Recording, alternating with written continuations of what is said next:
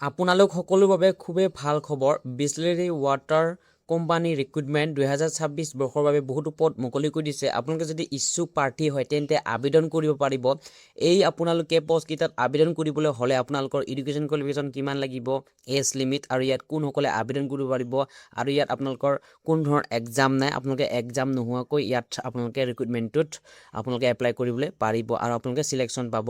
পোনপ্ৰথমতে আপোনালোক মই জনাই দিছোঁ, ইয়াত আপোনালোকৰ এডুকেশ্যন কোৱালিফিকেশ্যন মিনিমাম আপোনালোকে 8 পাছ, 10 পাছ আৰু 12 পাছ। আপোনালোকৰ মেক্সিমাম বুলিবলৈ 12 পাছ আৰু মিনিমাম বুলিবলৈ আপোনালোকৰ 8 পাছ আপোনালোকে যদি উত্তীৰ্ণ হৈছে তেনেহ'লে ইয়াত আপোনালোকে আবেদন কৰিব পাৰিব। ইয়াত বিভিন্ন ধৰণৰ আপোনালোকে পষ্ট দেখিবলৈ পাব আৰু ইয়াত আপোনালোকক পষ্ট যেনেধৰণৰ স্কেনিঙৰ কাৰণে আপোনালোকৰ 7টা পষ্ট আছে, ছুপাৰভাইজাৰৰ কাৰণে 4টা পষ্ট আছে আৰু পেকেজিঙৰ কাৰণে আপোনালোকৰ টোটেল 23 পষ্ট আছে। ইয়াত অল অভাৰ টোটেল পষ্ট চাবলৈ গ'লে আপোনালোকে 34 পষ্ট দেখিবলৈ পাব আৰু ইয়াত আপোনালোকৰ কোম্পানী বিসলেৰী ৱাটাৰ কোম্পানী ফালৰ পৰা আহিছে আৰু জব লোকেশ্যন আপোনালোকৰ গুৱাহাটী আমিনগাঁও আছাম।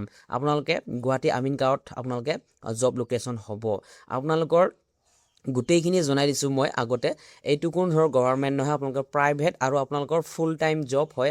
আপোনালোকে ইয়াত পাৰ্ট টাইম কৰিব নোৱাৰিব, আপোনালোকে ফুল টাইম আপোনালোকে জব কৰিব লাগিব। ইয়াত আপোনালোকৰ চেলেৰি আপোনালোকৰ এনেকুৱা ধৰণৰ হ'ব।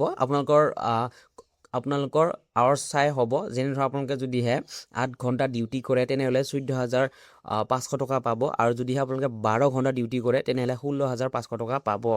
পেকেজিঙৰ কাৰণে হৈছে এইটো, পেকেজিং ষ্টাফৰ কাৰণে আপোনালোকে যদি 8 ঘণ্টা কৰে 14,500 টকা পাব আৰু যদিহে আপোনালোকে 12 ঘণ্টা ডিউটি কৰে তেনেহ'লে 16,500 টকা পাব। স্কেনিং ষ্টাফৰ কাৰণে আপোনালোকক জনাই দিছোঁ, আপোনালোকে 8 আৱাৰ ডিউটি কৰিলে 15,500 টকা আপোনালোকে পাৰ মান্থ পাব আৰু আপোনালোকৰ 12 ঘণ্টা ডিউটি কৰিলে আপোনালোকে 17,500 টকা পাব। ছুপাৰভাইজাৰৰ কাৰণে আপোনালোকৰ 8 ঘণ্টা ডিউটি হ'ব আৰু 16,500 টকা আপোনালোকে পাৰ মান্থ পাব আৰু 12 ঘণ্টা ডিউটি কৰিলে আপোনালোকে 19,500 টকা পাব। ইলিজিবিলিটি ক্ৰাইটেৰিয়া বুলিবলৈ আপোনালোকৰ মিনিমাম 8 পাছ আৰু আপোনালোকৰ ইয়াত মেক্সিমাম 12 পাছ। যদিহে আপোনালোকে মিনিমাম 8 পাছত হৈছে তেনেহ'লে আপোনালোকে ইয়াত আবেদন কৰিব পাৰিব। এজ লিমিট আপোনালোকৰ 18 পৰা 50 বছৰলৈ দিয়া আছে। ইয়াত আপোনালোকে কোনো ধৰণৰ ইয়াত এক্সট্ৰা আপোনালোকে এজ ৰিলেক্সেশ্যন নাপাব, যিহেতু এইটো আপোনালোকৰ প্ৰাইভেট জব হয়। ঠিক আছে, 18 পৰা আপোনালোকে যদি 50ৰ আণ্ডাৰত আছে তেনেহ'লে এই পষ্টৰ বাবে আপোনালোকে যোগ্য।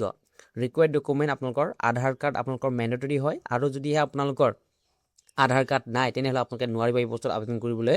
আৰু আপোনালোকৰ ইয়াত ফেচিলিটি থাকিব, অন্যান্য বেনিফিটছ, PF ফেচিলিটি এভেইলেবল থাকিব, ESIC বেনিফিট এভেইলেবল থাকিব, কোম্পানী ৱৰ্কিং আপোনালোকৰ গোটেইখিনি কোম্পানীৰ ফালৰ পৰা আপোনালোকে বিভিন্ন ধৰণৰ সুবিধা পাব, যেনে ধৰক মহিলা প্ৰাৰ্থীসকলৰ বাবে থকা খোৱা ব্যৱস্থা নিজে কৰিব লাগিব। ঠিক আছে, যিসকল মেল হয় তেওঁলোকে কিন্তু থকা খোৱা ব্যৱস্থা সম্পূৰ্ণ কোম্পানীৰ ফালৰ পৰা। ঠিক আছে, ল'ৰাসকলৰ বাবে যদিহে মহিলাসকলে ইয়াত এপ্লাই কৰে তেনেহ'লে তেওঁলোকৰ থকা খোৱা তেওঁলোকৰ নিজৰ হ'ব। ঠিক আছে, আৰু আপোনালোকে যদি এই পষ্টটোৰ বাবে আবেদন কৰিব বিচাৰিছে তেনেহ'লে অধিক তথ্যৰ বাবে আপোনালোকে যোগাযোগ কৰক।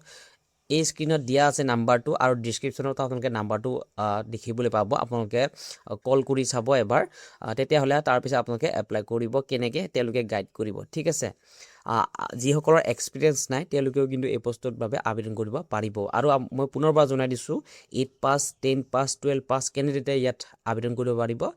গুৱাহাটী আপোনালোকৰ লোকেশ্যন আমিনগাঁও। ঠিক আছে, আৰু আপোনালোকে PF ESIC বেনিফিট এভেইলেবল হ'ব। ঠিক আছে, চেলেৰিও খুব বেছিয়ে পাব আপোনালোকে।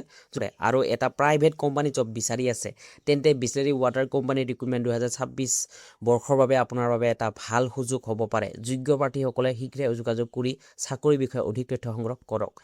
আৰু যদিহে আপোনালোকে এই পষ্টৰ বাবে আবেদন কৰিব বিচাৰিছে তেনেহ'লে আপোনালোকে এই নাম্বাৰ স্ক্ৰীনত দিয়া নাম্বাৰটো আপোনালোকে কণ্টেক্ট কৰি ল'ব পাৰে। ঠিক আছে, আৰু আপোনালোকে ইয়াত গোটেইখিনি তেওঁলোকে গাইড কৰিব কেনেধৰণে আপোনালোকে এপ্লাই কৰিব লাগে। ঠিক আছে, আৰু আপোনালোকে যদিহে এই ভিডিঅ'টো পোনপ্ৰথমবাৰৰ বাবে চাইছা তেনেহ'লে লাইক কমেণ্ট শ্বেয়াৰ কৰিবলৈ একেবাৰে নাপাহৰিব। আৰু যদিহে আপোনালোকে মোৰ চেনেলটো আপোনালোকে পোনপ্ৰথমবাৰৰ বাবে আহিছা তেনেহ'লে ছাবস্ক্ৰাইব কৰিবলৈ একেবাৰে নাপাহৰিব।